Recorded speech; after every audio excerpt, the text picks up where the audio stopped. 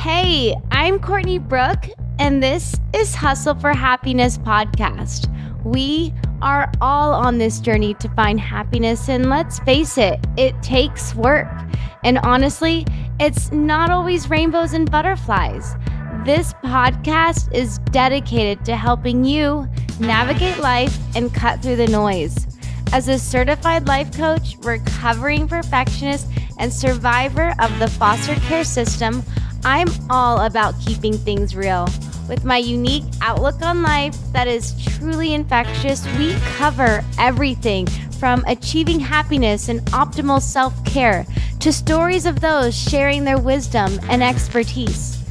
Thank you for showing up for yourself. Now, let's get started.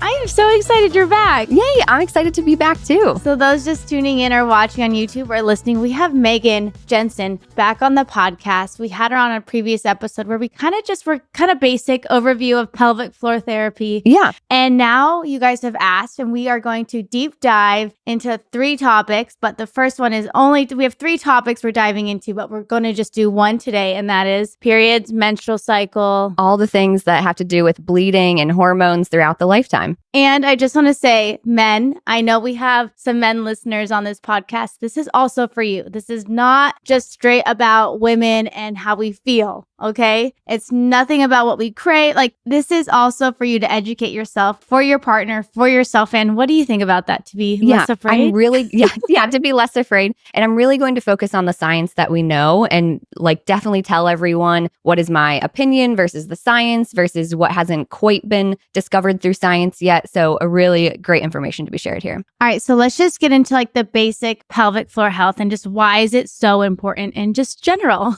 Yeah. So as a reminder, everything that you sit on right now, if you're sitting, is your pelvic floor area. So your pelvic floor muscles, and they can be really influenced by the hormones in our bodies, whether or not we're on our period, if we're in our teenage years versus if we're post-menopausal. And so all this information is really important to know for pelvic floor health. And so when we say pelvic floor health, what does that entail? I'm thinking of I'm feeling my hip bones, but is it because my hips are off? What is pelvic? What areas? Yeah. So think about all the holes that you have on the bottom side of our bodies. So if we've got 3 holes, we've got our butthole, our anus. Everybody has one of those where poop comes out. Mm-hmm. And then everybody has a urethra, whether that be on the outside of our bodies through a penis or more so right at the exit of our bodies if you have a vulva. And then some of us also have a vagina. And that's where the bleeding kind of comes out of when we are on our periods. And so in case you didn't know, hopefully no one learned that for the first time today. But yeah, so each one of those holes has a different role. And if they are functioning properly, then we don't have to worry about too much. But I would say a lot of people go through their lives not knowing exactly how these holes work or what does it mean for them not to be working well. And that's where pelvic floor therapists can help out with all of those things. And so now that we're going to keep deep diving and now specifically pelvic floor health to our menstrual cycle, to menstruation and what that means for us and why is it so important? Because really, if you think about our bodies, we're constantly in a menstrual cycle, right? Correct. Yes.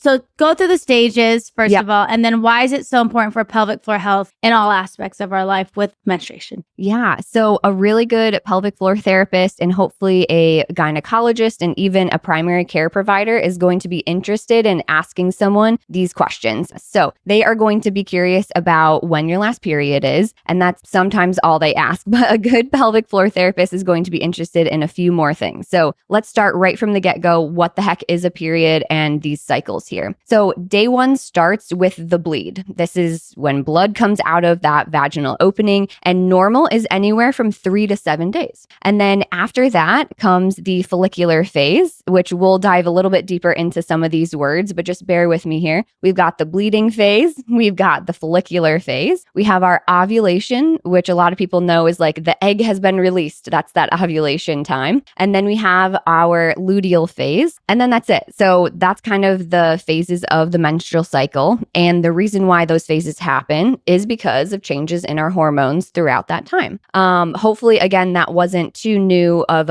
information for you all. But if you are in the stage of getting pregnant or not wanting to become pregnant, or you're just trying to discover more about your body, it's really important to know what these stages are and how long each of them last as well. So let me review those numbers again. So the bleed, a normal time for blood to be coming out of a vagina is anywhere from 3 to 7 days. And then at about an average of day 14 is that ovulation. So that time where that egg is released. And then about 14 days later is the end of that cycle, which starts a new one.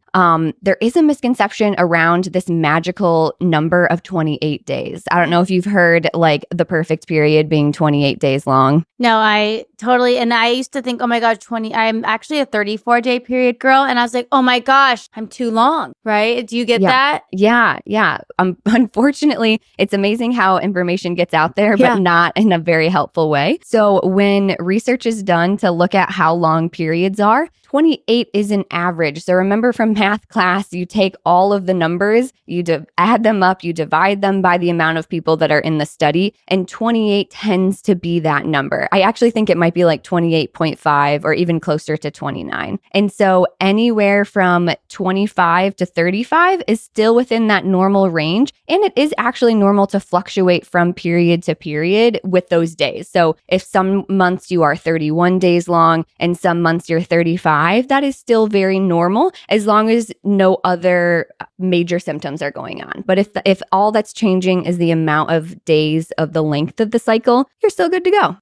Another thing is that people think ovulation occurs at 14 days, like no matter what, like divide it in half. Well, 14 is just easily divisible by 28. And so that's where that number is coming from as well. It is normal to ovulate plus or minus a couple days behind the 14 and ahead of the 14. So like a 12 to 16 kind of day fluctuation. So really important to know that our bodies can fluctuate from month to month a little bit, and that's totally normal, and to fluctuate beyond that 28 days. Interesting. And is there, as a pelvic floor therapist and an expert in this field, what would you recommend for someone, you hear, oh, I feel achy, or, my mood swings, or, I really feel my period coming. Like, does that have any play into pelvic floor health or therapy? Yeah. Oftentimes when patients are talking about why they're coming to see me, it's because of pain. It might be because of lower abdominal pain. It might be because of pain right at the vaginal opening or pain right at the urethra. And so we're going to figure out, where is this pain coming from? What's causing it? What makes it feel worse? What makes it feel better? And oftentimes they say, well, at this certain time of the month, that's when the pain is worse. And so that makes us a lot more curious about, okay, tell me about your period. Tell me about when you're bleeding, when you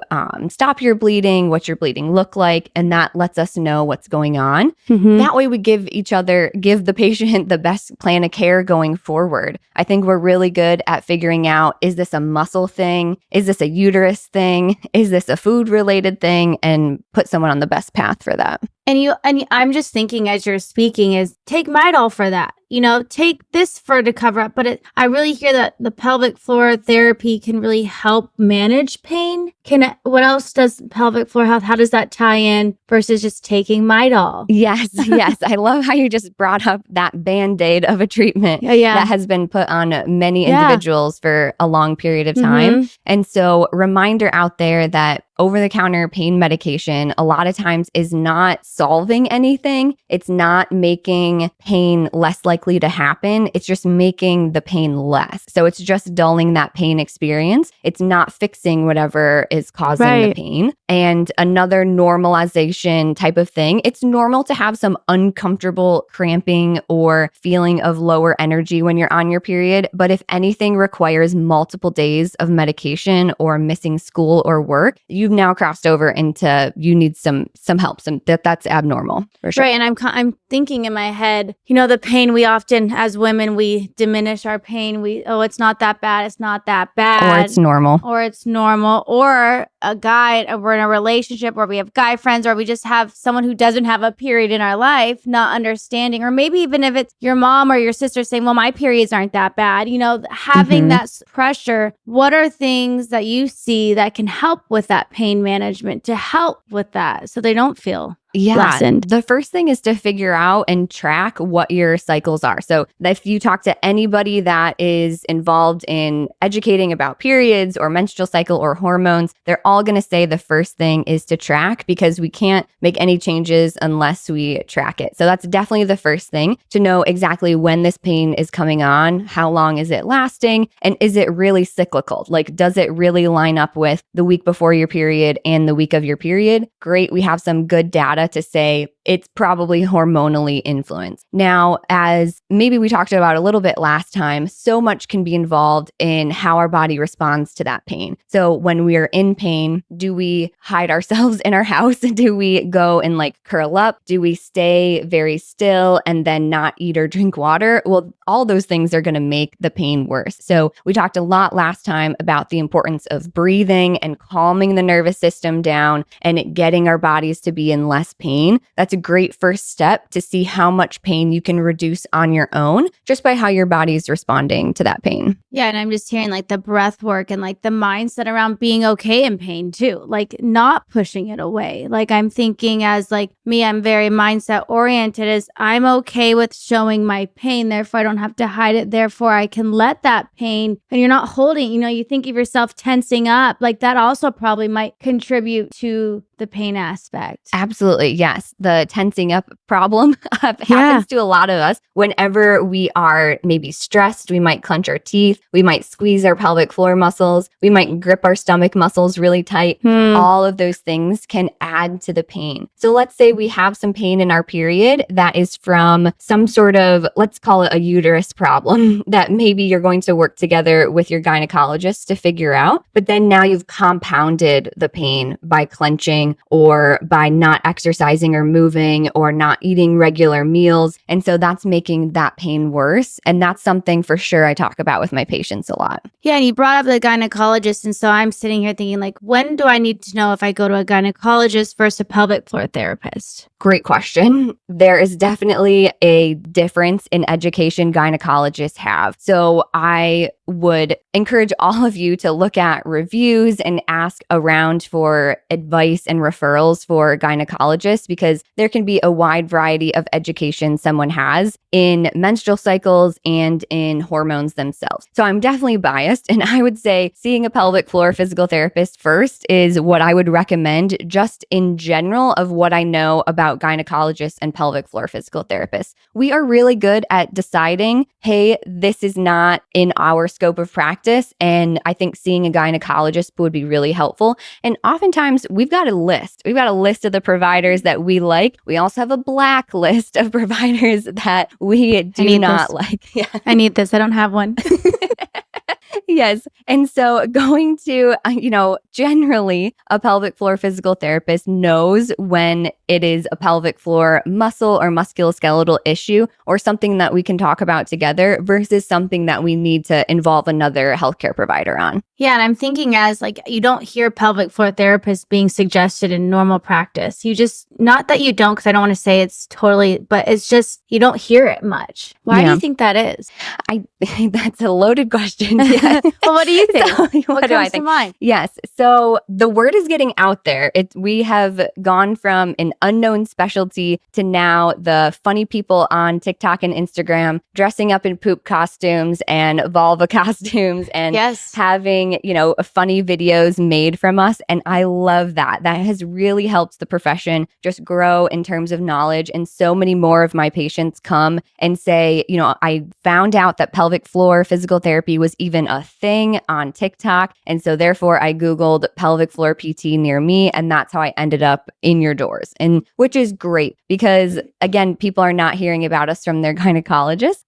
It's also easiest to think about us in terms of the P people. Like when when you leak, go see your pelvic floor PT. Yeah, that's true. And that's all that we have kind of been known for, at least in the beginning. Wonderful. We see a lot of patients who are pregnant and postpartum and start, peeing and leaking after that. But that is just scratching the surface of all that we can do. So I really hope in this next decade of pelvic floor PT, more word gets out of how much we can help with things like menstruation management and pain on your period and other uterus related things besides babies. And I think that's so crucial to like thank you for sharing about the difference of gynecologist and pelvic floor therapy. And maybe this could be a solution for someone. Yeah, I do have pain in my periods. All I knew was to take medicine like we talked about earlier. All I knew was to just push through it or lay in bed with a heating pad. Yeah. Yep. And that is honestly what a gynecologist might have said as well, because that's all the education that they might have been given as well. It has not been, now I'm not in every single medical person's education,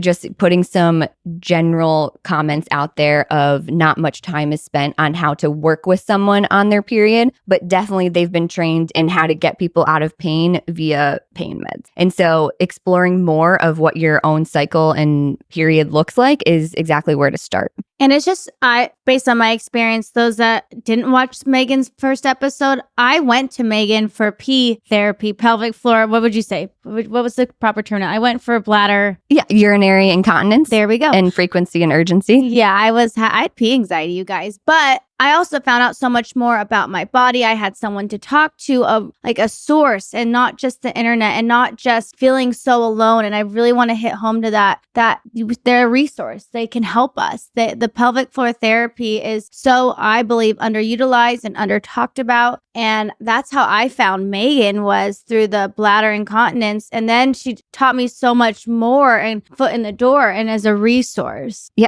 I don't remember. How did you find out pelvic floor physical therapy even existed? So great question. I actually, like you said, the pee doctors or the pee help people.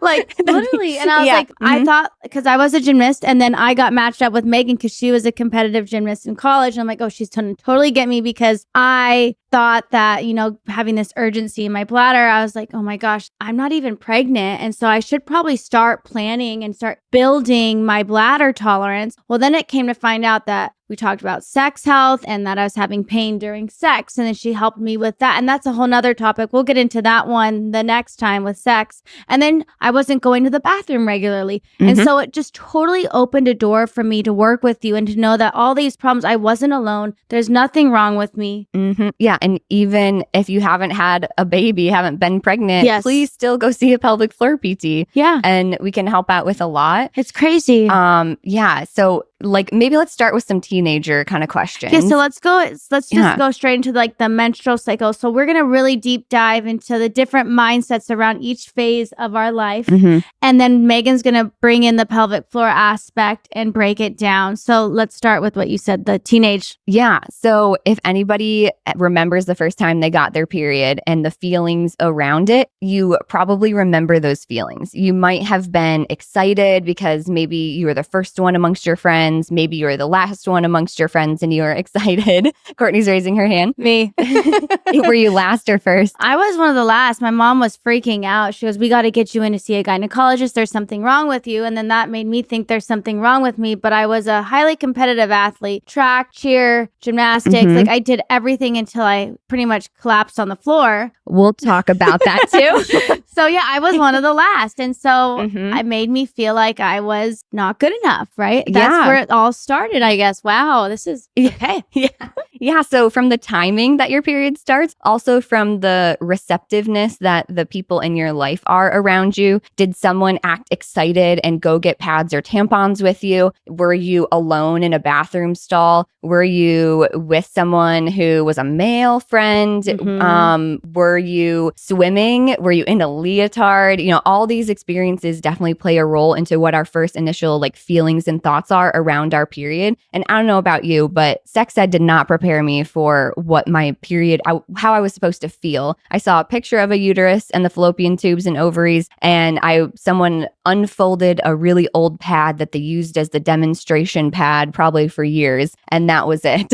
I just feel like sex ed was me like being comfortable with talking about it with other people, like guys in the room, and like being taught, I think, by a guy, and then a girl switched in, and but I think about it, and it was I was almost 17, so that was like 15 years ago. I can't do math. I'm 33 now, so I can't do math, but it's already probably come a long way since we've even been in. But I hope so.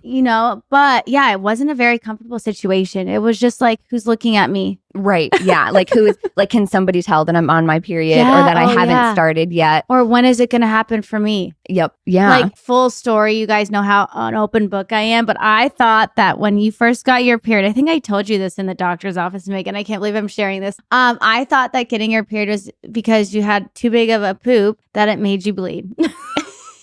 Yes, that's literally what I thought. And then we didn't have Google. We had AOL and dial up. Oh my gosh. And then the fast forward, like you can research, which is so good. You can research, but doesn't mean everything out there is credible. Exactly. Right. And hopefully we can rely on the family members in our lives or our sisters or our friends or other people in our lives. And this is where men come in as well. Like this is very important for you to know, because if someone in your life is struggling with whether or not they think something is normal or if they're embarrassed by something, you have a role to make sure they know that they are normal, or to also point out, hey, this is abnormal and I think you should go talk to somebody about it. Right. And being the support versus a judgment of, you have your period, or, oh, you're fine. Exactly. Common. Not trying to be mean against men. My husband's very supportive, but he does have his moments of but they don't understand. They don't have periods, so they have nothing to gauge it to. So I do understand that aspect. Like I won't ever know what it's like to get kicked in the balls. Like, sure. I just, I have to, you just have to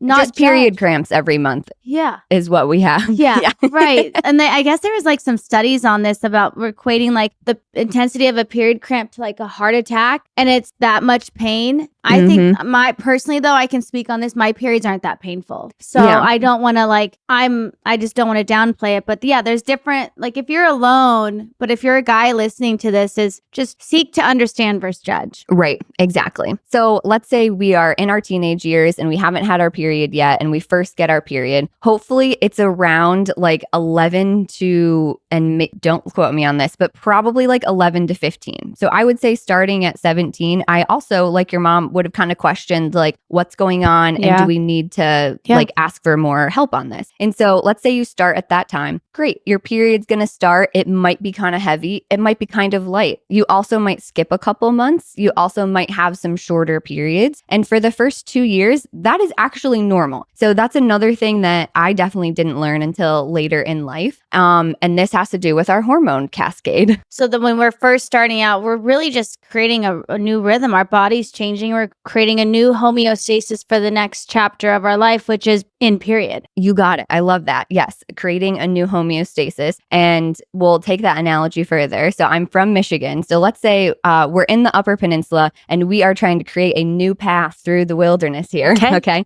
And we've got to cut down trees. We might have to cross over rivers and create these bridges. Well, that's going to take forever. And so maybe we'll get to the other side, and that is our one full cycle here. But then when we have to go through that path again, we might not be able to go through that same exact path through the woods. We might take a little shortcut. We might take a longer route. But soon enough, like time after time, that path is going to be paved for us very well. And it is going to be more cyclical in the same time frame. And I like how you said that, like the path might be shorter or longer, meaning your period cycle might be shorter or longer. Yes, exactly. There's nothing wrong. Doesn't mean you took the wrong route. It's you're getting there, right? I like that. So it's not so much pressure. It feels lighter to know that our bodies are not constantly changing, but constantly trying to get back to that path. Yes. And this is just in those initial couple years that we start our periods. And so that part is normal to have bigger gaps, months, weeks worth of gaps in our period, because our body is creating that pathway, literal pathway. It's a whole cascade of hormones that is happening in order for us to get regular. A couple things happen at this time. If you are a person that starts to have really bad cramping and really heavy bleeding, you might automatically be put on birth control at this time, or you might see someone and start to be on some medication, and that might not be the best idea right at the get-go, because our bodies are just starting to figure out what this pathway is. That's interesting, because I feel like they push so fast. Let's get you regulated. Let's get you on birth control. And I'm thinking of mothers who do have their daughters of like, I don't want her to get pregnant. Let's put her on birth control right away. Yeah. That's slippery. Yeah, it is. And it definitely, a lot of research has been done on what birth control in younger individuals kind of does to bodies. And long story short, it's oftentimes not great for our bone health. And so we do want to think twice and really think hard about birth control at a younger age because of those repercussions later in life, particularly because it's okay to have an abnormal period in terms of time frame for the first couple of years that we have our period. Yeah, I think that we, as like a society, want this perfect on schedule, right away, in control, know what's happening, boom, boom, boom, boom, boom. But I'm hearing that we got to allow our bodies to figure itself out. There's nothing wrong with us if it's irregular to get regular. Now, that's probably changes when we get older. Of this is first starting on our couple years. First couple years. So I'm not promoting irregularity. I'll leave that to you. But I just want to say, like, the pushing on birth control, let's start to think outside of that. Maybe bringing back to pelvic floor health and therapy is going to see one, getting your daughter comfortable talking about it with someone else, a professional, having that conversation and that support. What else could a pelvic floor therapist help with in terms of someone just starting out on their period journey? Yeah. So I was working with an individual who was an amazing track star. She had a scholarship to Kentucky. She was ready to graduate and kind of start her new chapter of athletics. And I remember on her intake form, it said, oh, my daughter doesn't have a period for a couple of months at a time, but she's an athlete. And so that was the assumption that because people are athletes, they shouldn't have a period. And that is really a false sense of understanding of our period. If we are not getting our period regularly, or I believe it's 6 months, if you are in your teenage years and it hasn't happened by 6 months, that is an abnormal time frame. And we need to look into other reasons why our bodies are not going through this process that we need to go through. It definitely is a sign of health, and we need to figure out why that's not happening. And we don't need to go down that rabbit hole of like what happened to this specific patient, but I do love the fact that you mentioned, oh, because she's an athlete, or because she's more petite, or because she's a bigger girl, she could have more heavy. Like, talk to me about some of those stigmas or those, not, I don't want to say myths, but those conceptions. Yeah, definitely. I don't know why being an athlete means that you shouldn't have your period. I got that too, I would love to know who started that thought process. Guys, not guys specifically, but like friends. Friends, yes. Y'all folks. Yes. So when we are not having our period, it means that we're probably not ovulating. It means that our homeostasis is not there. Our pathway is not there. And that's because our bodies think that we need to do other things besides ovulate. So what could be more prioritized besides ovulation? Keeping us alive and not eating away at our organs and spending time on breathing and just being alive. And this term is called REDS, so relative energy deficiency in sport. So that term indicates that you are either have too much activity and not enough food, or enough activity and not enough food, or some combination of the two. Wait, I love that so much. We're looking at our environmental. We're looking at other things that are contributing for our body to react this way. Yes. And you can help. Pelvic floor therapists can really help. So it's really not just about, like, when I think of pelvic floor therapy, I think of like when I tore my ACL, I'm going to go to physical therapy and rehab my knee. I really feel like there's at least your approach with your therapeutic around pelvic floor therapy is this overall. Yes. Looking at the whole picture. I love that. So this individual was coming to me for pelvic floor concerns, but I wouldn't be surprised if the same kind of profile of a person came to a sports physical therapist or a orthopedic person because of stress fractures. That's another common thing that happens when someone is energy deficient. They're more likely to get injured. So if you were that person in high school that was constantly getting those stress fracture injuries, then you might want to think twice about some of the education you received. And I also think, like, fast forward into the next phase of not just a woman, but a man, pelvic floor therapy, male athletes too, around their pelvic floor area. How does that relate to male athletes, and how could this relate to them? Maybe not just around period talk, but that energy deficiency in sport. Yeah. So there hasn't been as much research research in terms of the energy deficiency on the male side of things, but absolutely in that time of periods of puberty that men also go through, and that surge in testosterone. Many things are known about low testosterone from a standpoint of energy and sex drive and muscle development and growth. And so absolutely teenage boys need to eat as well, but I don't think that they have that problem as much in terms of eating enough. Food, right? Because again, it's women, body image, it's all systemic, and that can go down a whole different path. So let's go back to, the focus of pelvic floor health and the days leading up to menstruation. Why is it so important? Yeah. So let's say that you have some pain in the week before your period and the week of your period. That's probably the most common because those are the times in our period, in our cycle, that our bodies are most likely to have pain. And you've been clenching your teeth and you've been gripping at your stomach muscles and you've been kind of hiding away in the dark. So working with a pelvic floor physical therapist means that we're going to teach you how to relax your muscles better, how to move in a way that feels good for your body and not threatening, and hopefully reduce that pain down to maybe just a couple of days of your period instead of those 2 weeks. Because I love that you said that. It's not like you're trying to eradicate it, right? That creates stress too, trying to just totally get rid of it, but working with your body and reducing the pain through breathing, not clenching, exercises. I remember when I went to, and it wasn't even around period health, but it was around breathing and like really knowing where and how to breathe. I was totally breathing out of my chest. I remember that. And you taught me to breathe through my belly and relax the belly, relax let it go. Let it go. And I still tell myself that when I'm looking in the mirror, I'm like,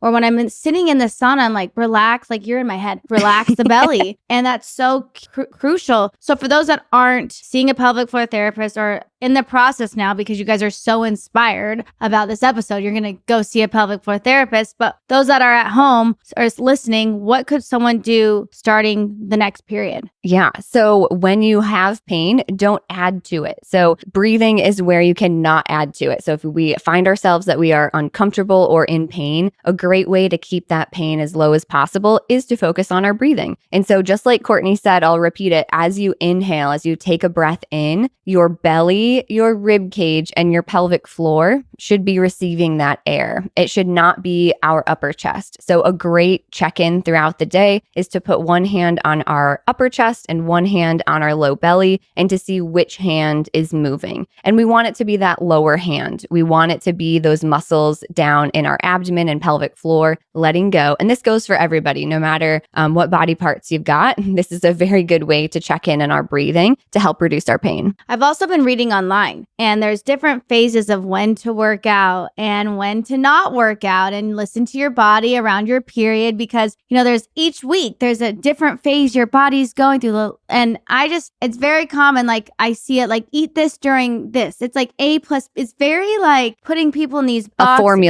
formula. And what is your take on, around that time of month, you shouldn't be doing HIIT workouts, or you shouldn't be doing any exercise? What is your take on the period and the different cycles around your period? Yeah, let's talk about it. So, and correct me if I make it sound better, because I'm sure you see it. Yes, that's exactly what social media has started to become. So far, we weren't aware of our periods. We didn't want to talk about it. And now many things are coming out of like, okay, we should do exactly this on our period and this time during the week. So let's say you've listened to this podcast and as a teenager, you started tracking your period and you were keeping track of some of those days that you were bleeding, or maybe some days that you had lower energy or higher energy. And so with the tracking, let me just back up there, marking down not only the days that you are bleeding, but also how you're feeling. So that energy level, maybe some headaches, maybe some muscle cramping, things like that. And now we're into our 20s and 30s, which are those times where the cycle, that pathway in the Upper Peninsula of Michigan, is fully laid out for us. And now our cycles are pretty normal of whatever normal is supposed to be for us. So right. And it sounds like that changes. So now we're moving out of the teenage years and into our 20s to what, 45? 41. 40s? There we go. 41. Yeah, 41 on average. All right, so this is where I'm going to start getting educated on the next phase. But now we're in this phase. I want to back up. I know we're bouncing around a little bit because I'm also very excited about this. But one thing about the tracking is, why do we want to track our moods? Why?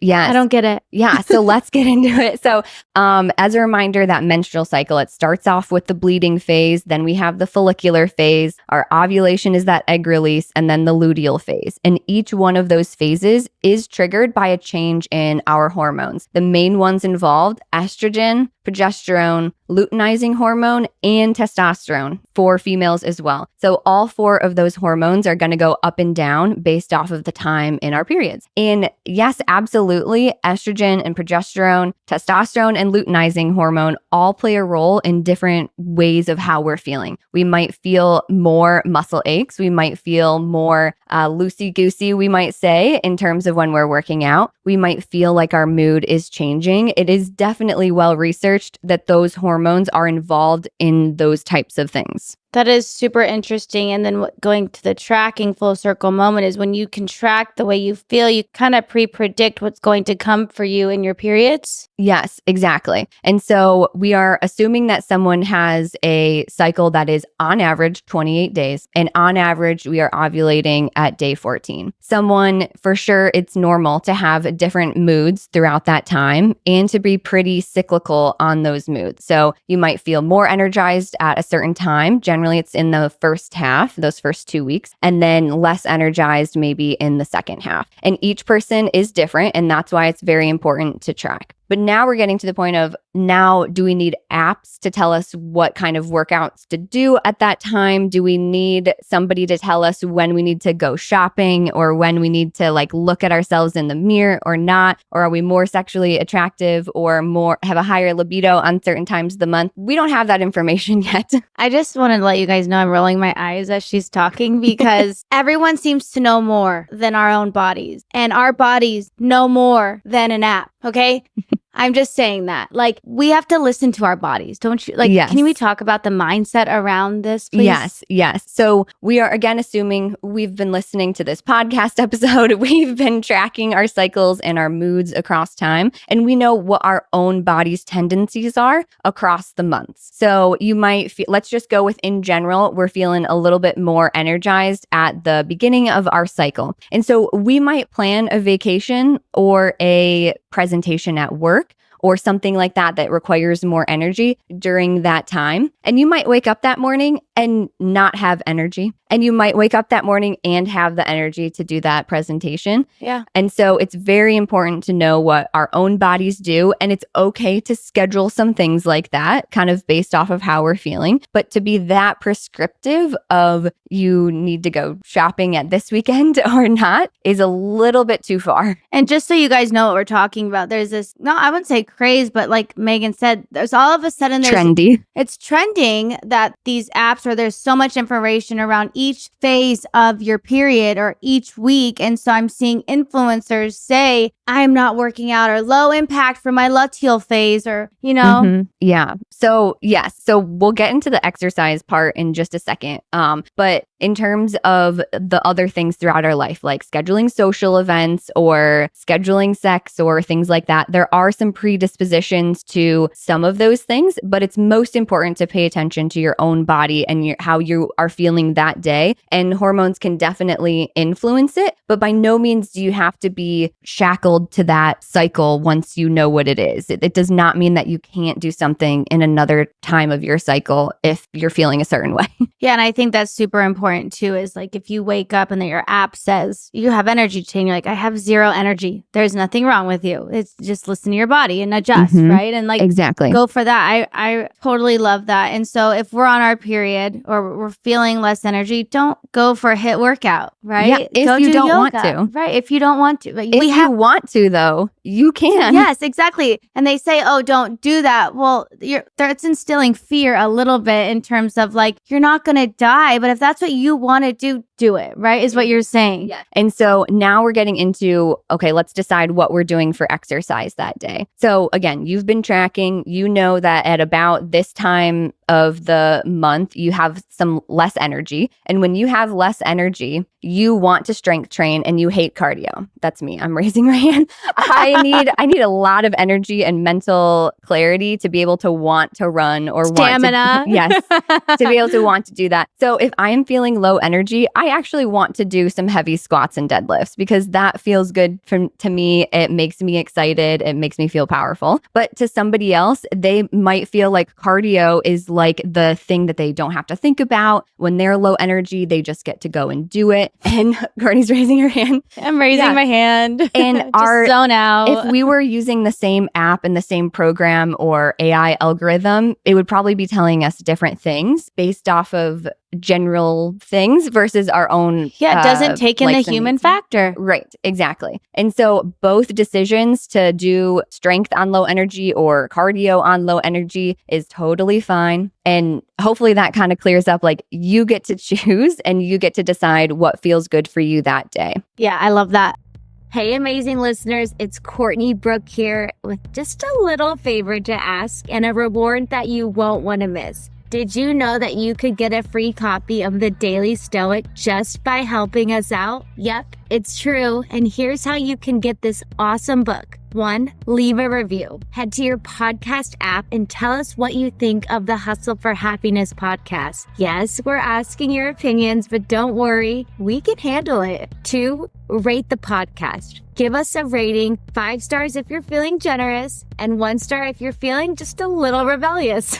2, share and tag. Post a screenshot of your review on social media and tag Hustle for Happiness podcast so we can see that you're awesome. But seriously, that's all you have to do though to get the Daily Stoic on me. Why? Because I love this book and I know you will too. Plus, your support helps us reach even more amazing people like you. So get to it, go leave that review, slap on that rating, and share it with the world for your free book. And also, thanks for being the best listeners. Now, let's get back to the episode.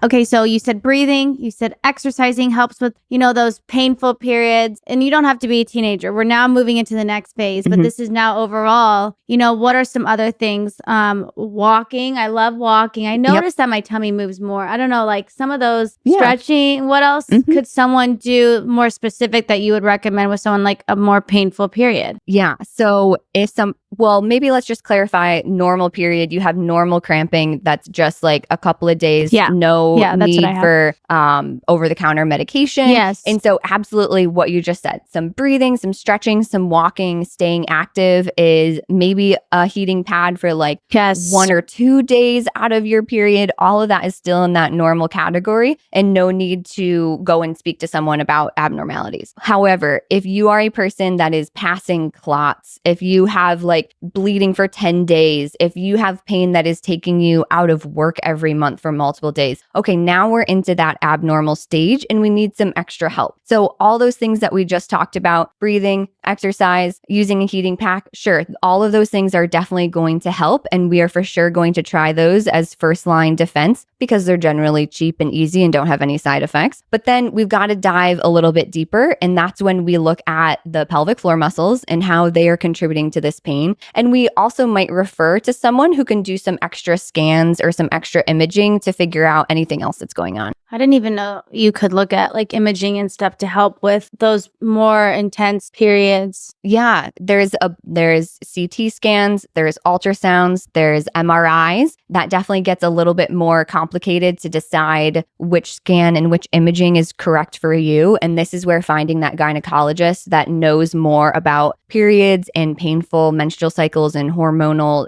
changes comes into play. They will help you decide what imaging is best for you. That's really cool. So let's keep moving forward through the different. So let's say you are in the childbearing years, and I say that just as a sense of you've got your pathway to the UP figured out. You've got your cyclical on average 28 days, and this is what's happening to you. But you do not want to get pregnant, and you are maybe on oral birth control. You maybe have an IUD. You maybe just don't want to think about babies yet. You should still be tracking your cycle and tracking your symptoms, even if you are not bleeding or you're only bleeding for for a couple of days. This is very important to know in terms of just being aware of your body and its natural cycles. And so I think we are in that phase, James and I. We don't want to have kids right now. We're actually not on birth control. So we're on the good old pull-out method. Hopefully also some other methods. No, we don't do like condoms. Tracking. Oh, I track, but I don't track. I do track. Like I'll log in my period. I don't do the emotions and stuff. I now know I've tracked enough when we were trying last 2 years ago for like a year. I know my sugar cravings. So I put fruit in the house. So I'm not going to binge on like chocolate chips, you know, so I get ahead of myself in terms of like, I love tracking like my cravings or like the energy. Or if I know my period is coming, I'm like, oh, I'm a little sensitive today. It's time to go see my therapist. It's time to go see my life coach, you know, and talk about those emotions so I'm not suppressing them. But it's also like, I do track like that. Yep. So that's the phase we're in. Yeah. Yep. And so whether or not you are on birth control or not on birth control, if you don't want babies, you better be tracking things. Okay. That way you know exactly when that ovulation phase is coming. And remember back when we were talking about teenage years, if you are losing your period or losing your ovulation or it's really irregular, you might be in that red state again. So maybe as in your 20s and 30s, we're not in high school athletics anymore. We're not in college athletics, but how often are we like going out the door and forgetting breakfast, or we are not eating enough, or we are traveling and we're not eating our normal eating foods or eating foods. Maybe we just had a super busy week and we weren't eating enough. That might be putting you in a red situation as well. Yeah. And I also like contribute that to, you know, if you are trying, it might be a good baseline to see what's going on with your body. Am I irregular? Am I not eating enough? Like you got to prep. That's a whole nother. That's the next one. That's the next one. But yeah, so we'll stay here. Keep going. Yes. So knowing your period, knowing your cycle when you're ovulating is very important for your health. To know that your body's in that homeostasis state and to figure out whether or not we need to do something to add more nutrient-dense foods into your diet, or maybe adjust your training schedule or your time or things like that. But eating enough food, ovulating regularly, those are great signs that you are good to go with that homeostasis. And so that's like no matter who your sexual partners are or what your goals are for that year or anything like that, super important to know. And I think also going to tracking is whether we have partners or you are dating and being comfortable with knowing that when your period is coming up. I remember dating and, you know, being afraid to have sex on my period or being afraid for them to see me in that environment. Or, you know, as I approach my period to the present day right now, I have my period next week, I'm constantly avoiding bloating. I am still not okay with it, you know? Yeah. The look of bloating. The feeling, the holding on to water like that. I'm not okay with it. And I'm sure there's other people listening to it. Like we have this fight around it still. Yeah. So there's definitely a difference between like feeling bloated and looking bloated and like how bad it is. And so let's say you now have like super great body image and you're super confident in your body and you realize like maybe I was just feeling bloated or feeling like I looked a certain way, but I really didn't. And it was just for a couple of days. That would be ideal situation. And I'd say that's still in that normal category. Yeah. But let's say you do have some bloating that's lasting for like multiple weeks, or it's really interrupting how your poop is going. Yes. Amen. That would be something to look into. And so to decide like, oh, am I ovulating or not? Am I consuming enough foods? Like that could all be something that could be related to a hormone imbalance. And so deciding whether or not it's a normal kind of bloating or something to get looked at is definitely important. Yeah. And I think being okay with like, okay, so we're during our periods, say you're dating or you're with a guy. How, guys listening, this is for you, but the mindset for being comfortable with a period or making it safe for a woman to be on her period. Or even I remember dating a guy who was afraid to have sex with me on my period because he thought we were going to get even more pregnant. Yeah. So here you go, Megan. Yeah. So first off, some sex education here. We can only get pregnant a couple of days before and after we ovulate. So just to clear things up on that, as we ovulate, once that egg comes out of our ovaries, 24 hours exists for that egg to live. Otherwise, it will die and we will not become pregnant. But then the next question is, okay, but these fertility apps are telling us our fertile window is a couple of days. And so that's because sperm can actually live longer. So once sperm is in the system, it can live there for anywhere from like 3 to 5 days. And so all you need is that crossover between the sperm being there and then the egg being there. So that's why we get a fertile window and why it's advised to have sex a couple of times within that fertile window. That way, you know, when that egg is released, that 24-hour clock starts and sperm is waiting there ready to fertilize that egg. And so if, I forget where we were going with this, but just like men's being yes, comfortable. Men being comfortable. Yeah. And everybody like needs to know that. The period. Yes. Every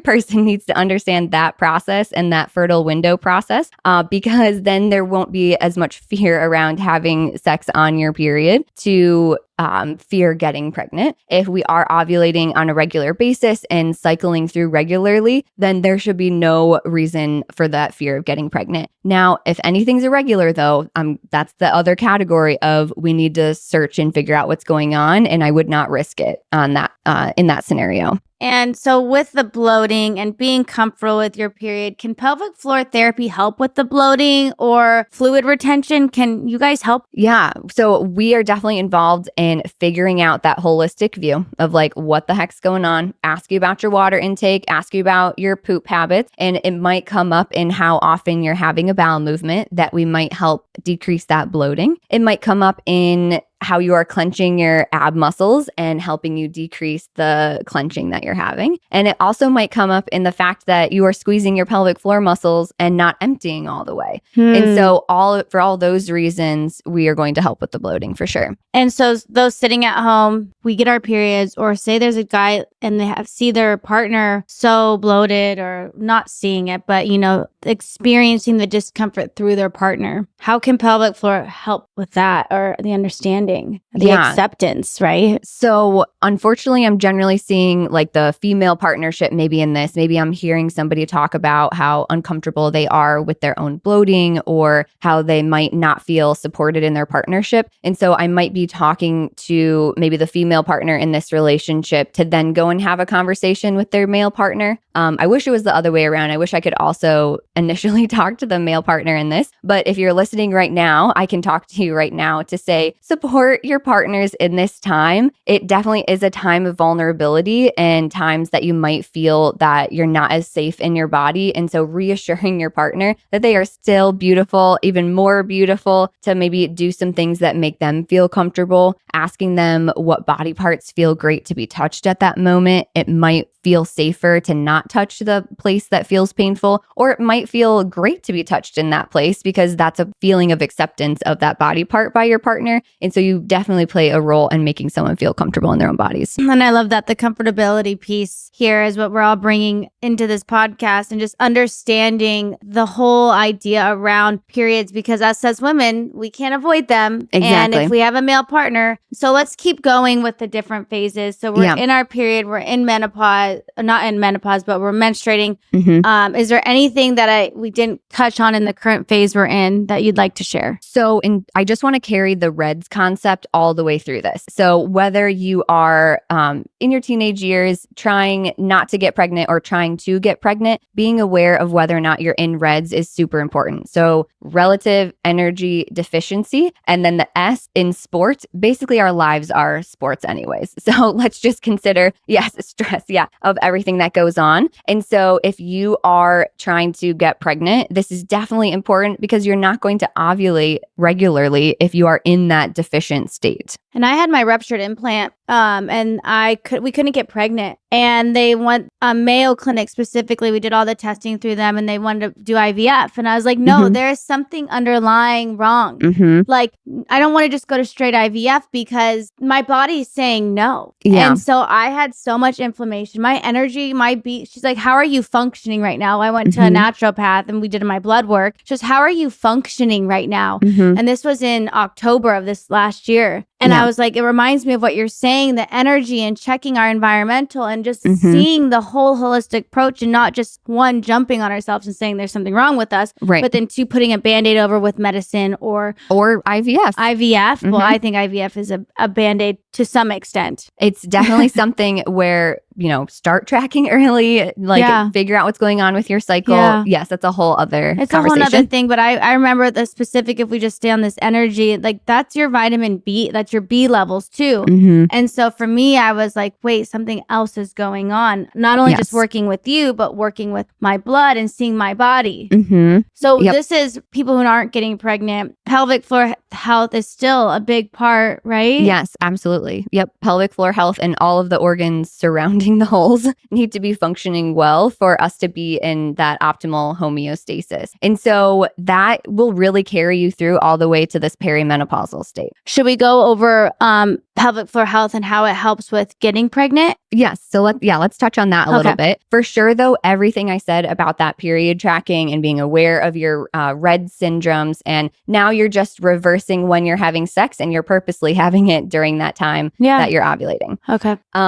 But some things that when people ask us, how can pelvic floor physical therapists help with fertility? Well, first off, you generally want to have sex to get pregnant. And so if you have pain with sex, then you're probably not going to be having sex as often, or it's just really not going to be an enjoyable experience when you are trying to have sex within that certain time frame. So we get to make sex less painful. And that's super exciting because then it's way easier and a more enjoyable experience to even get pregnant. So that's the first thing. And then the second thing is we're going to ask you these questions about your period and your pooping and your peeing and all that. So we are going to catch if you are in that relative energy deficient state and make some recommendations on where to go from there. And so if you're not ovulating, you're not going to get, or if you're not ovulating regularly, you are less likely to get pregnant. And so we are the ones that are good at kind of catching that and seeing, okay, here's some people that you can talk to or a pathway you can go in order to get to that state. And I remember bringing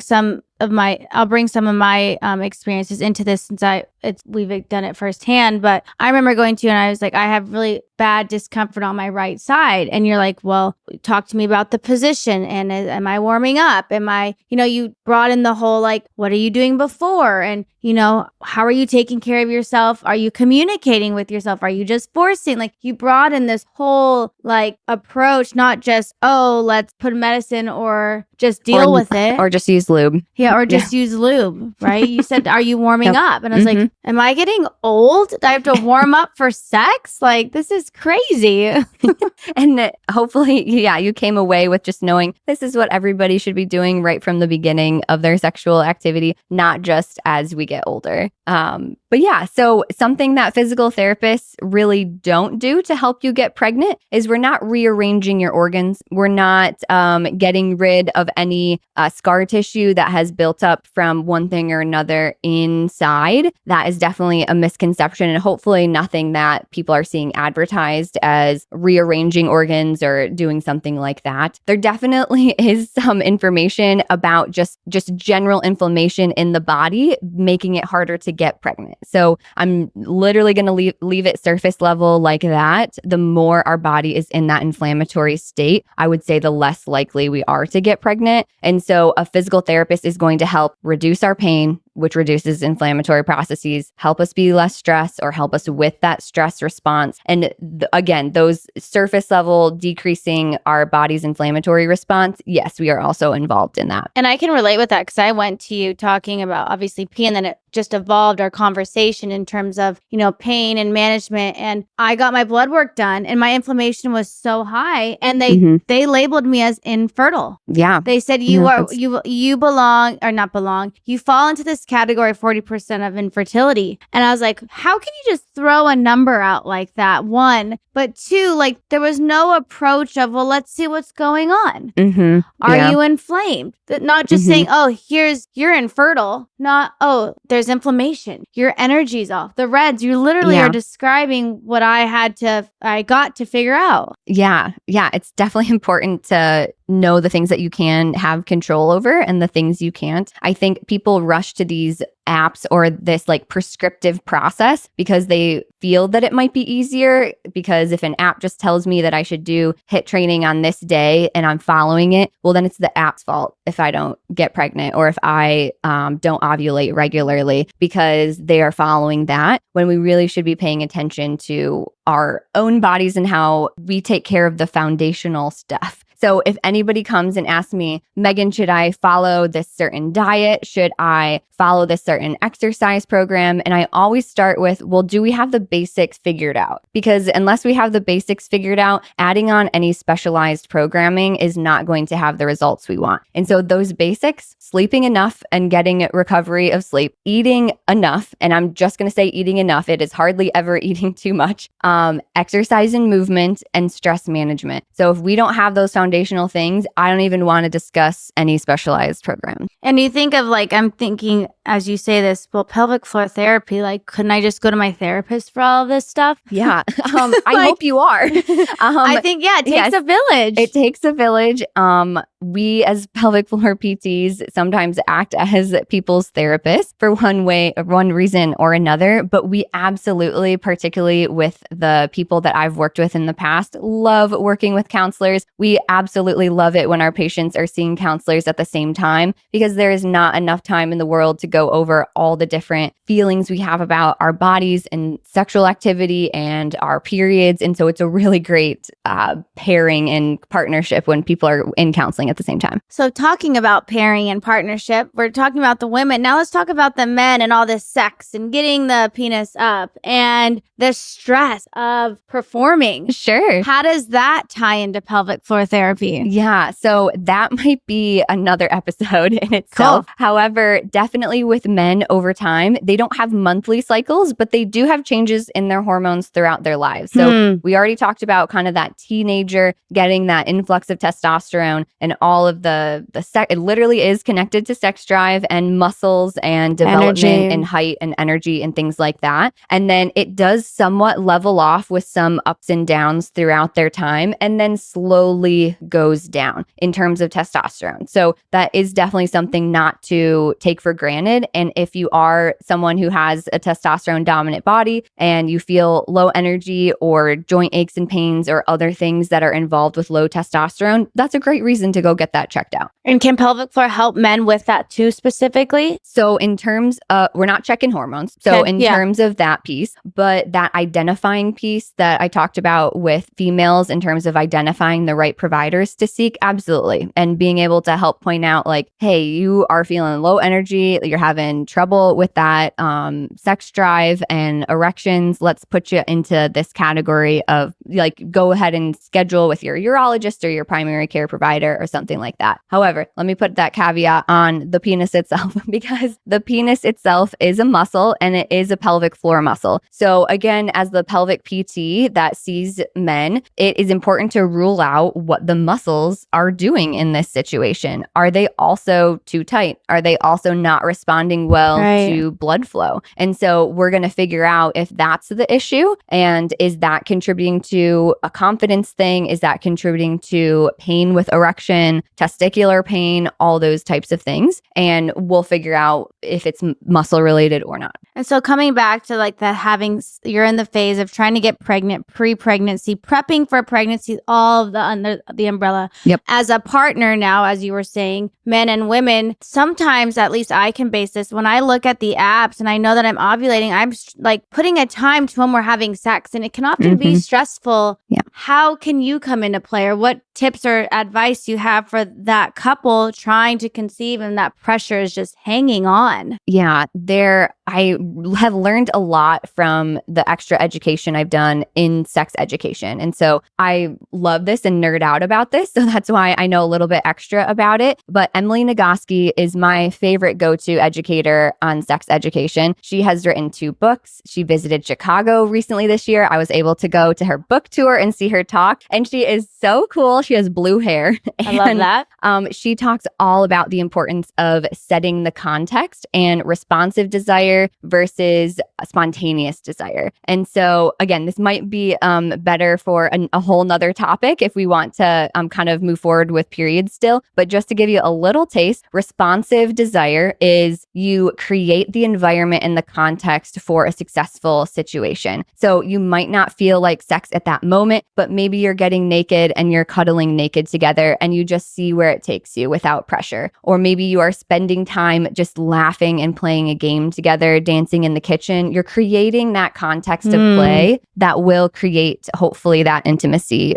piece of things. And I love that. It's this intentionality piece, and it can cross over into, okay, I'm on my period, my partner's on her period. How can we honor each other? This intentionality of, okay, her energy is low, rather than making her feel like, oh, it's not that bad. It's how can I support her? How can I be with her? Same kind of thing. It's elevating that moment and not having the judgment or the expectation of what's happening. Exactly. Particularly if you get your period and you are trying to get pregnant, it might be a real grieving moment because that was like maybe a month lost, or maybe that getting your period is like we were unsuccessful together that time. And that is so hard. I can't imagine. I haven't been in that situation. And it is definitely hard. It is definitely worth a discussion with your counselor, with a sex counselor, with a couples counselor, because that is a tough thing to go through and definitely hard to keep your sex fun and enjoyable throughout that time. James and I went through that actually. It was tough because we were one time we were 9 days late, so we were like so excited, and then I was bummed because I saw the pregnancy test and it was negative, and then another time I was 12 days late, and I was super like, we were like, this is it, and it wasn't, and you get your hopes up, and then that constant up down, that drop, that dopamine release, or that whatever adrenaline, but I was constantly like excited, let down, and I was like, I'm not going to focus on this anymore. I'm not going to track. I now know I have a consistent period. I know I've been tracking enough, and I also preach taking a break from the apps. What do you think about all this? Something that you can do is turn off the predictive factors, or like not look at the predictive factors. Okay. So you're just tracking, but you're not looking at, well, you might feel like this today, or you should do this today because of the previous data in the app. So I would definitely advocate for still keeping track, but not paying as close attention, or maybe switch to paper and like stop using the apps and just literally print out a yearly calendar and kind of track it like that, just to take yourself away from the expectation of timing and that little like pop-up notification of like, you're fertile right now, and like getting rid of that. Yeah, I think so. And then those that are on their pregnancy journey, I hope this resonates with you, is, there are different times where, you can feel exhausted, or she said, talk to somebody. I didn't really talk to anyone. So I do love that. I just want to touch on that. It is a journey. James and I went through that. I was totally discouraged, but I also saw this as an opportunity of, okay, we're not getting pregnant. Not that there's something wrong with me, but there's other things that I don't know. I mean, I tried acupuncture, and it all led to me finding out that I had a ruptured implant. So not getting pregnant was my blessing. Yeah. So I was an advocate for understanding and, getting to know him in the bedroom and not just giving up on myself. Exactly. Yes. Finding that separation of like pleasure with your partner, but that pleasure might also lead to pregnancy is really hard. Yeah. Because that is also pleasurable to get excited that this time might lead to that baby. And it's hard. There's literally no better way to just say that it is hard, and it is something to constantly stay in communication and support about. Yeah, and I think that's what makes you grow as a partner too, is just being constantly open about the conversation. Just keep talking about it. I think that's so special. And you don't just push IVF like they tried to do for us. You know, so that's a whole nother conversation. But let's go into the menopause now. Okay, yes, let's talk about it. So menopause is one day. It is one day. It's one day. One day. The word menopause is one day. So 12 months after you haven't had a cycle is your menopause day. That's when you're menopause. Then before that, you are perimenopause. And after that day, you are postmenopausal. So just clarifying some terms there. Menopause, again, is one day. It's that after 12 months of no bleeding, that's your menopause day. Otherwise, everything beforehand is peri and everything after is post. So there's your I'm first like nugget. mind blown. Like Yes. I thought it was like a 5-year process. So it is a process of getting to that day for sure. Do you know the day? Like, do you say this? Like, tell me about, is it this one day? Like you feel it? Like I need to know. So you've been tracking for your whole life. Okay. That's the theme of today's episode. You've been tracking and you realize that no blood has come from that hole in 12 months. That's the day. That's the day of menopause. And that's the only thing that we have in terms of science to say that is what's happening. Wait, tracking for 12 months and then that 12 months and one day. So 366 days of no period. Yep. That's the only thing that science has classified as that is the menopause. We don't have blood tests to confirm. We don't have scans to confirm anything. Some things are getting better in terms of that. So maybe in a few years, I'll have different things to say about blood work. But in terms of just what's categorized as that menopause day, that's that day. Now, what happens before that? And by the way, that day on average is age 51. So in the United States is age 51 is when that happens. Now, before that, for the previous 10 years, Courtney, 10 years, we can start perimenopausal symptoms. So for all of us who are 41 and in our 40s, and you feel like you're going crazy or that your body is changing, I promise you, you are not. Your estrogen is just leaving your body at a rapid rate. So wow, there's hormonal therapy. I know that can help. Our friend did that and she completely like helped her go into that 366th day, right? Yes. Okay, so talk about this So this perimenopausal time. Yeah. It just means around. Peri means around menopause or premenopausal, I guess you could also call it. So we've got the classic sweating and hot flashes and hot flushes, sleep disturbances, trouble falling asleep, staying asleep, mood changes or mood swings easier. We've got normal changes in our period. So now this is the other time where it's normal to have periods be a little longer, a little shorter, a little heavier, a little lighter. That's also a normal part of this time. And we also have joint and muscle changes, and we also have weight changes. And so because of this, and all of those things are involved with estrogen. So if you were to say, what does estrogen do? All the things that happen in perimenopause, estrogen is involved in, because that's the main hormone that is dropping drastically throughout that decade of life. Yeah, and it's crazy that all these changes, it kind of reminds me of pre-period or when you're first starting your period. Like, everything is just, we're finding a new path, right? Exactly. Yes. If we're sticking with our Upper Peninsula analogy, the path has been worn for so many years that it is now broken down a little bit. Not to say our bodies are broken down, but it's your body's done taking that path. It is now needing to find a different way, new direction. New direction to its destination. And so I want to normalize that it is very normal to have symptoms in our 40s, particularly for those individuals who are becoming parents and pregnant in their 40s. I want to also normalize you may be feeling some symptoms that are pregnancy or postpartum related, but also perimenopause related. And so all of that is normal. It does not mean that we can't do anything about it though. So just like our periods being painful or extra uncomfortable does not mean that we can't do anything about it. Unfortunately, not enough research and studies have gone into this period of life because as we talked about before we hit record, people feel like they're just dying and like not welcome in society anymore. Yeah. Once they are no longer bleeding. And so this can be helped through that baseline foundation of things I talked about, having enough sleep that is quality sleep and refreshing, eating enough foods, exercising and moving, and keeping your stress management and mental health under control. Estrogen is literally protective for anxiety and depression. So if you don't have it, it's absolutely normal to have more anxiety and depression. Sounds like not only like get your hormones checked starting in your 40s just to develop a baseline and see what's changing, work with, there's hormone therapy, pelvic floor therapists, building that support team for the big day.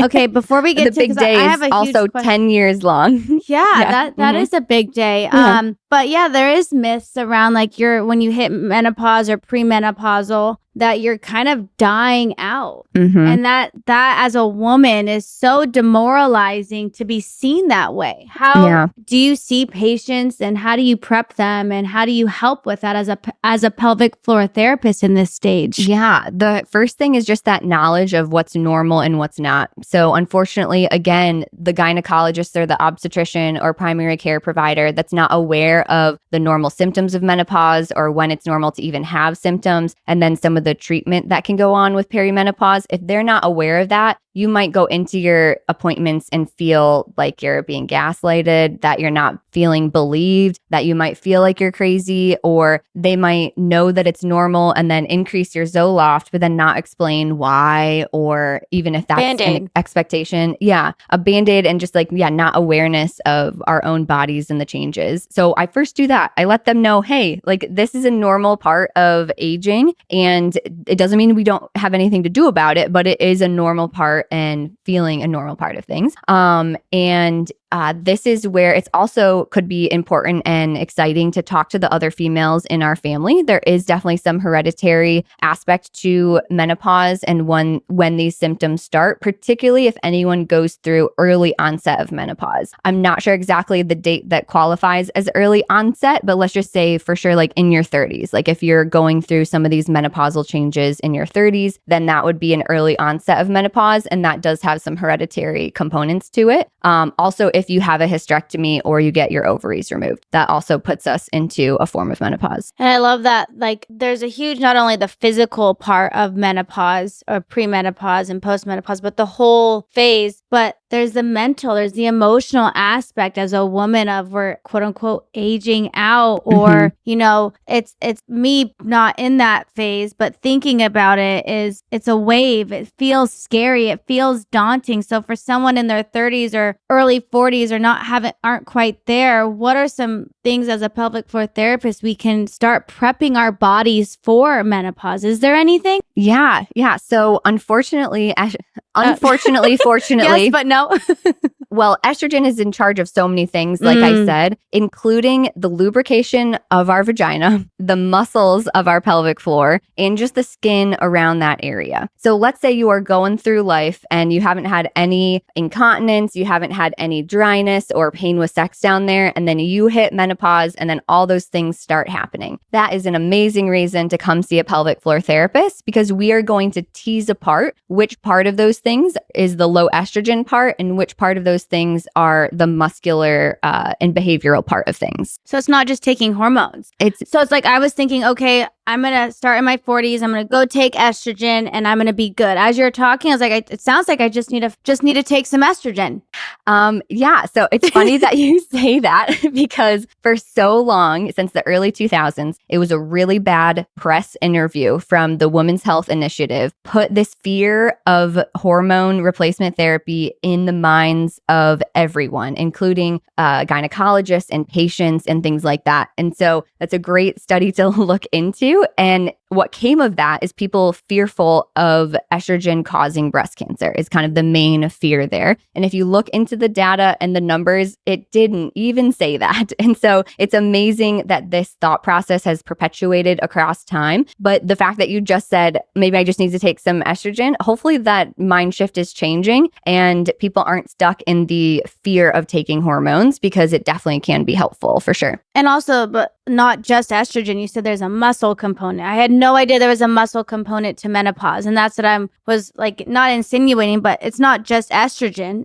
It's marrying you with estrogen is what you're saying. Yes. Yeah. And so some people want to just optimize their bodies as is. And so getting that movement in, getting that sleep in, getting the right amount of water and stress management can go a long way for managing some of those symptoms of menopause. However, vaginal estrogen cream is also also a lifesaver of how that can help out specifically with those symptoms I talked about of the pelvic floor. It does have a fancy name, genitourinary symptoms of menopause. So GSM, genitourinary, so genitals, and then urinary syndrome of menopause. And so vaginal estrogen cream, which is just a cream that comes in a tube, it is very well covered by insurance, is an excellent way to be very low risk and help out with a lot of things. What does it help with? So the incontinence, the muscles down there, because adding estrogen back to those muscles and the skin helps with skin and cell regrowth and all these wonderful things. And so if you are ever in an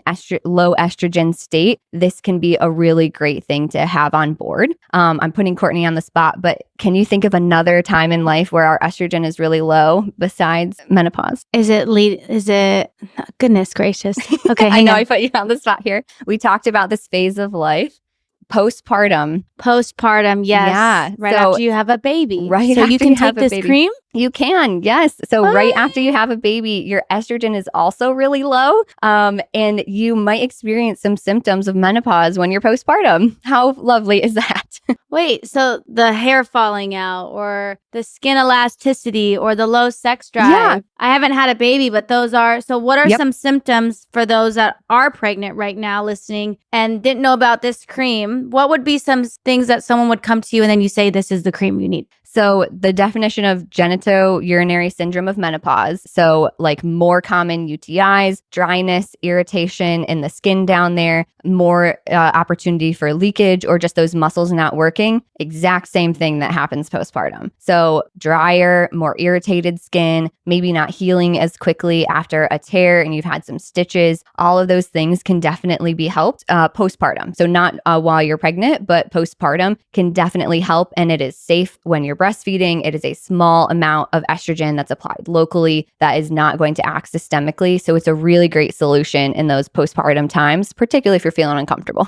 That is amazing. And so let's talk about the uncomfortability. It's often perceived that menopause is horrible for every woman. Mm-hmm. Yeah. I'm just going to leave that there. Yeah. I'm just going to leave that right there and see what you say. I think it's right now horrible because not enough people know about what's normal and what the treatments are to help out with menopause. We do have some research to say that if people are sleeping well, eating well, and exercising and moving enough, that it's not as bad. So and even particularly the hot flashes and hot flushes. So those can be mitigated or decreased in terms of intensity if we are regularly exercising and moving. So that can be really helpful. And then asking your providers about hormone replacement therapy, whether that be just the topical at the vaginal area or whether that be oral, which is systemic, like taking a pill for it. And so not being in menopause myself, but thinking about just that conception of, aging out or, that the well-being around menopause. Do you see a lot of patients or help patients with the ease of that? And those listening in, what they can do to be okay with menopause? Yeah, I help talk a lot of patients through that time. This is, if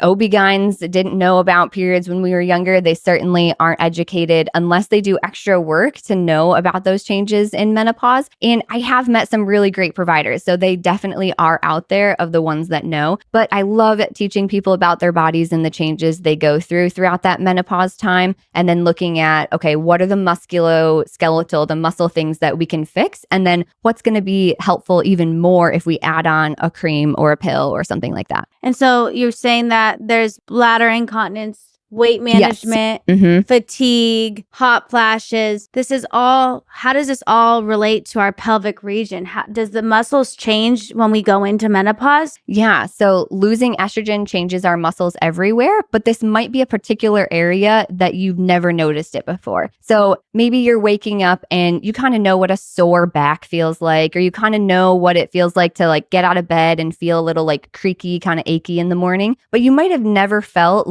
dryness of your labia. And that might be a little freaky. Or maybe you are kind of prone to UTIs. Maybe you get like one a year if you didn't quite take a shower soon enough or something like that after sex or a trip to the beach or something. But then all of a sudden menopause hits and you're getting a UTI like 4 times a year. And so that's definitely a big difference that we can help out on of figuring out, okay, what are these next steps to help with your pelvic floor? So much information, so many resources. This is super, like, I'm just thinking of, I even feel more comfortable sitting here knowing about menopause, right? And what to expect. So you might be like me in my early 30s, or you're just about to go into menopause, but to be educated, there's so much power in that. And we're not alone. Yeah, exactly. And I guess the theme is tracking. Yeah. And so I know that I'm going to give a shout out to my mom, is that she journaled when she was going through her perimenopausal symptoms. And so I can't wait to kind of learn what she went through and to kind of see what her symptoms were. I highly encourage everyone to journal down some things when they're pregnant or postpartum, whether it be for your own sake of maybe you get pregnant a second time and you kind of look back at your symptoms, but also just over time to pass on to another generation as well. I love that. I feel like journaling, there's so many useful things for journaling, and it brings so much into our minds and perspective about something like periods or conceiving a baby, or maybe not being able to get pregnant, or like we were just talking about menopause. And so like through all the stages, I feel like that can bring clarity, not just in menopause too. That's really... Yes. And as we maybe talk about sex next time, yes, we can go over that it's also not a death sentence to your sex life to go through menopause. So we'll leave that as a little nugget for next time. We can definitely talk about that. And then as we wrap up this episode, I want to thank you for coming on. So much information. I know it was a longer episode than we normally do, but I'm so glad we got to dive in and really ask some specific questions today. The Hustle for Happiness is about the journey to finding happiness. It takes work, it takes time, but again, it's the journey, like our path to Michigan, right? Yes. Do you have any advice for someone starting their pelvic floor health journey, or wanting to leave anyone with one piece of takeaway? Yeah. So the bias of just seeing a pelvic floor therapist, we know a lot and can point you in the right direction. Start tracking your symptoms, not just bleeding, but also other mood changes or energy changes. And then find providers that support you in this journey that know specific information about it. Thank you so much, Megan. Thank you, Courtney. It's been fun. Bye. I hope today's episode left you better than when I found you. Make sure you hit the subscribe button and tune in every Monday to kickstart your week and set your weekly intentions with me. You can find me and HFH on YouTube, Instagram, and TikTok, or online at heycourtneybrook.com. I firmly believe in the power of sharing. If you know someone else who would benefit from this podcast, please share it with them. And remember, when you work on you, I get to be there.